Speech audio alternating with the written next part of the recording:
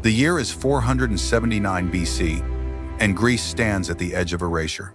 Athens is no longer a shining city of marble and song, but a hollowed carcass, its temples blackened, its sacred columns streaked with soot where Persian fire licked the sky. Smoke stains cling to the stones like old wounds that refuse to heal. Across the sea and over the plains, the Persian Empire looms like a storm front stretched from horizon to horizon, rich, disciplined, and seemingly inexhaustible. At its spear point stands Mardonius, cousin to Xerxes, entrusted with finishing what his king began: the crushing of Greek resistance and the folding of these stubborn city-states into imperial shadow. Yet on the fields near Plataea, something different gathers.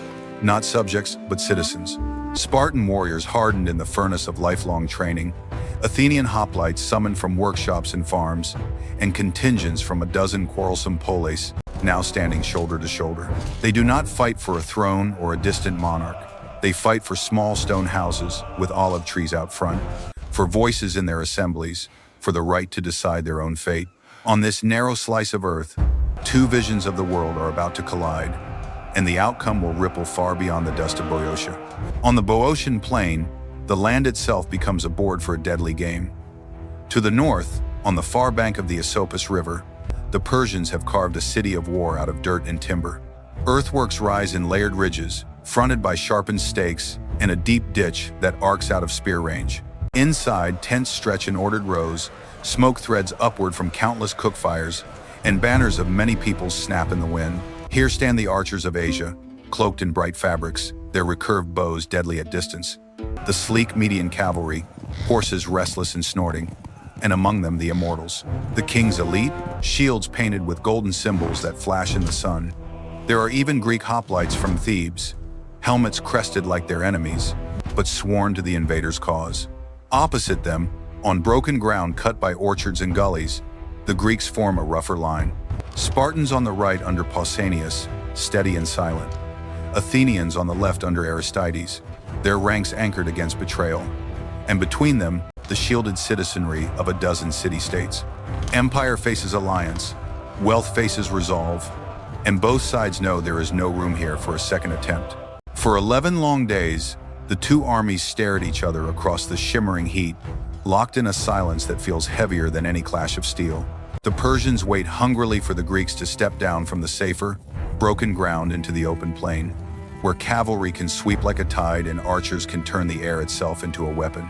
Mardonius's horsemen patrol the flat country, hooves drumming the dust, confident that if the enemy will just descend, the battle will be a slaughter. But the Greeks refuse to play his game. They cling to ridges, to uneven slopes and rocky folds of earth that break up a charge and rob arrows of their killing angles. Day after day, armor heats under the relentless sun, sweat stings eyes, and nerves fray as men live in the shadow of a battle that does not begin. Messengers ride back and forth. Scouts bring reports of movement that never quite turns into an attack. The standoff becomes its own kind of warfare, a test of patience and will, with every sunrise asking the same brutal question: who will crack first and make the fatal move? As the standoff drags on, it is not spear or arrow that first gnaws at the Greek line, but thirst. Persian cavalry, light and fast, begin to haunt the edges of the Allied camp, striking like wasps at the baggage trains, scattering pack animals, seizing carts and supplies before vanishing back toward their own lines. Every lost wagon means less grain, fewer skins of wine and water. Then comes the real blow. A daring mounted raid seizes the Gargaphia spring, the single reliable source of fresh water that has kept the Greek army alive under the punishing summer sun. Suddenly, every drop becomes a treasure. Men crowd around dwindling wells, staring down into muddy reflections instead of clear pools. Lips crack, tempers flare, and in the back of every mind flickers the memory of Athens burning, not once but twice, under Persian vengeance. They know what it means to lose everything. Staying put now feels less like discipline and more like slow suicide. The Persians tighten the noose with every day of harassment. In the Greek camp, officers murmur, eyes drawn toward the rear, towards safer ground and deeper wells. The line is holding, but morale is beginning to splinter under invisible pressure. That night, while the Persian camp glows like a necklace of fire along the riverbank, the Greek commanders gather in a circle of dim lamplight and strained faces. Pausanias of Sparta, Aristides of Athens, and the leaders of the other contingents sit with armor loosened but minds sharpened by desperation. Maps, if any exist, are rough and stained, more memory than ink. Yet every man at that council knows the truth. Stay here, and they die of thirst. Move rashly, and they die under hooves and arrows. Out of this cornered logic, a risky plan takes shape. Before dawn, the entire army will fall back to a new ridge closer to Plataea, where wells wait and the front narrows into a tighter funnel that blunts Persian numbers. It is, on paper, a stroke of cold, hard sense. Let the land itself cut the enemy down to size. But everyone in that circle understands the cost. Thousands of men in heavy armor must move in darkness over treacherous ground, keeping formation without panic. The decision is made anyway. Between a slow death and a dangerous march, they choose the march. When the order finally comes, it slips through the Greek camp like a whisper. Move. Under a moon that turns bronze into dull gray, the Spartans and Tegeans on the right begin to file off first, shields slung, spears angled, footsteps muffled on the rough ground. Behind them, the mixed contingents of the center stir into motion, each city-state trying to keep its own men together in the dark. The Athenians hold the rear, reluctant to turn their backs to an enemy camp whose fires still flicker beyond the river.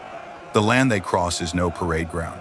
Orchards, low walls, dry stream beds, and unseen hollows snag at their ranks.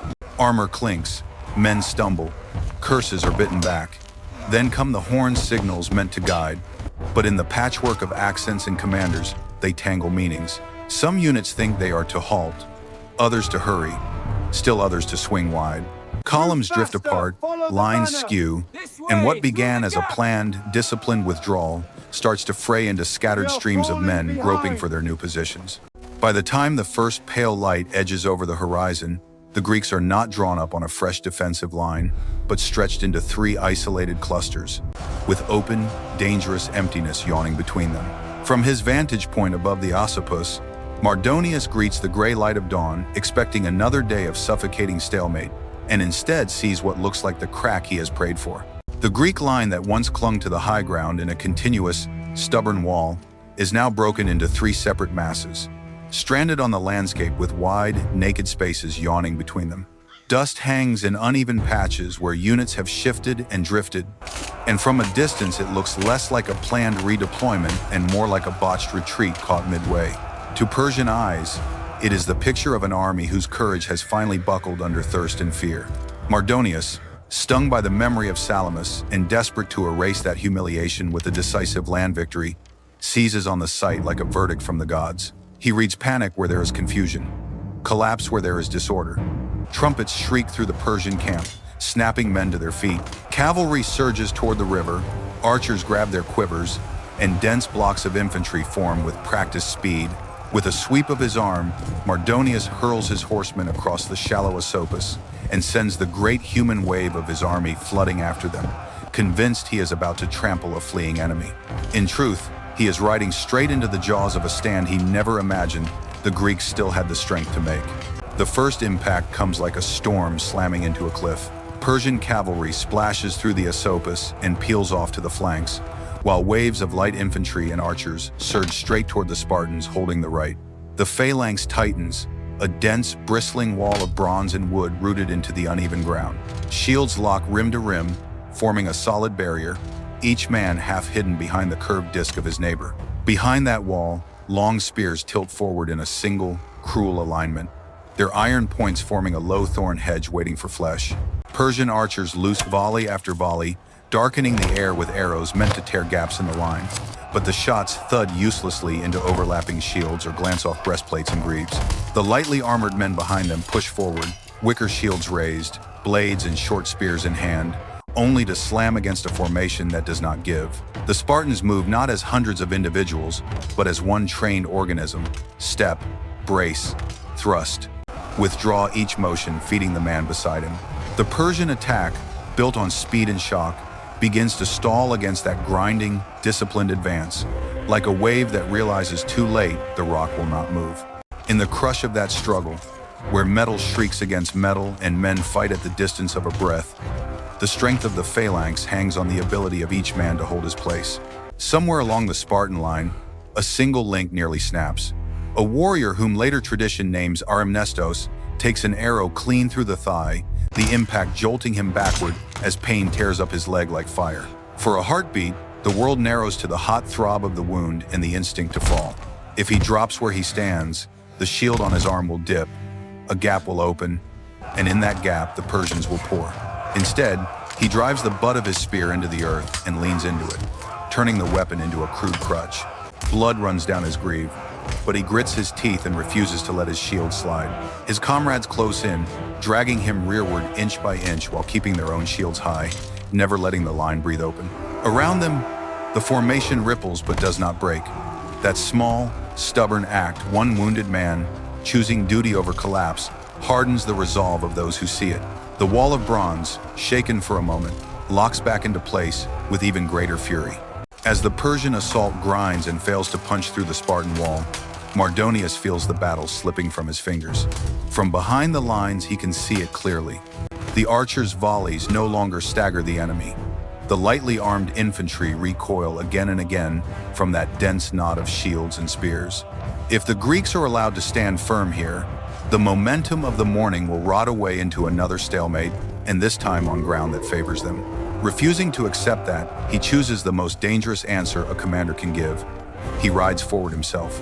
Surrounded by his 1,000 immortals, white shields marked with golden pomegranates flashing in the sun, Mardonius drives his horse toward the hottest point of the fight, shouting for his men to press harder, to break the line with one last all-consuming push. Then it happens in an instant no one can fully trace. A stone or javelin arcs out from the Greek ranks, finds him in the chaos, and he is ripped from the saddle. The immortals freeze 5 heartbeats of stunned disbelief, just as the Spartans, sensing the falter, hurl their full weight forward and shatter the Persian center. While the Persian center buckles under Spartan pressure, a different kind of struggle rages on the Greek left. Their Athenians clash not with Eastern archers or light infantry, but with men who look and fight much like they do. Theban hoplites in heavy bronze, shields and spears identical in form if not in allegiance. The lines slam together with a terrible familiarity, same formations, same disciplined advance, but opposite choices about whom to serve. It is Greek against Greek, shared language, and gods drowned beneath the roar of impact. At first, the fight is evenly matched, a grinding, brutal contest of inches. Then the battlefield's earlier chaos, the gaps that had terrified the commanders at dawn, suddenly become an unexpected weapon. As the Persian center collapses and Mardonius falls, space opens for the Athenians to wheel inward, bending their line like a door on a hinge. They drive into the exposed flank of the Theban formation, just as word of the Persian commander's death ripples down the enemy ranks. Shock and doubt fracture Theban resolve. Pressed from front and side, they begin to give way, their once solid wall crumbling into a staggered, retreating mass as Athenian shields push relentlessly forward. With the Thebans in retreat and the Persian center torn open, the battlefield tilts decisively. The Spartan and Athenian wings, once separated by gaps and confusion, now swell toward each other like two halves of a closing vise, linking shield to shield into a single, surging front. In front of them, the remnants of the Persian army begin to unravel. Units that had advanced confidently at dawn now stumble backward in fractured clumps, tripping over fallen comrades and abandoned gear. Persian cavalry tries desperately to stem the flow, wheeling their horses to mount a rear guard. But the land that once seemed a broad, favorable plain reveals its hidden teeth. Irrigation ditches, vineyard rows, and uneven furrows turn every charge into a gamble. Horses plunge into ruts, legs tangling, riders pitch violently into the dust. Instead of swift, disciplined maneuvers, the cavalry's efforts dissolve into pockets of chaos, unable to form the clean, sweeping lines needed to break a solid infantry push. Behind them, infantry units glance over their shoulders and see not a controlled withdrawal, but a spreading sense of panic. By midday, the Persians are no longer fighting to win the field. They are fighting simply to reach the apparent safety of their fortified camp before the Greek tide crashes over them. The Persian camp, built to be a shield, now waits like a trap about to spring shut on its own creators.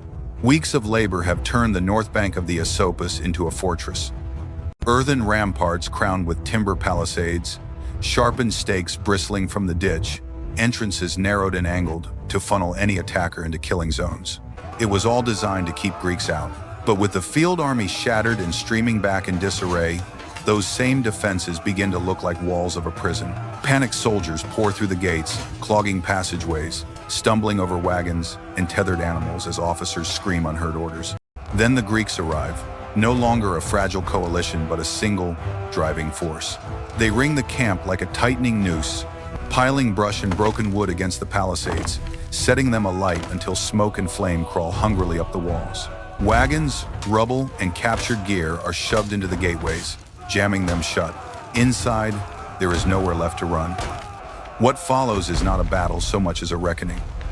Persian soldiers cut down in the press, fire licking across tents and stores, the air thick with ash and terror. When the killing finally ebbs, the camp is a blackened ruin strewn with bodies and the glitter of impossible wealth. Gold cups, jeweled scabbards, even exotic camels staring wide-eyed at the aftermath. All of it mute testimony to how completely the empire's power has been broken on this ridge above Plataea.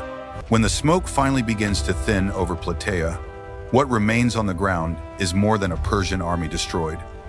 It is a verdict on two ways of organizing human power.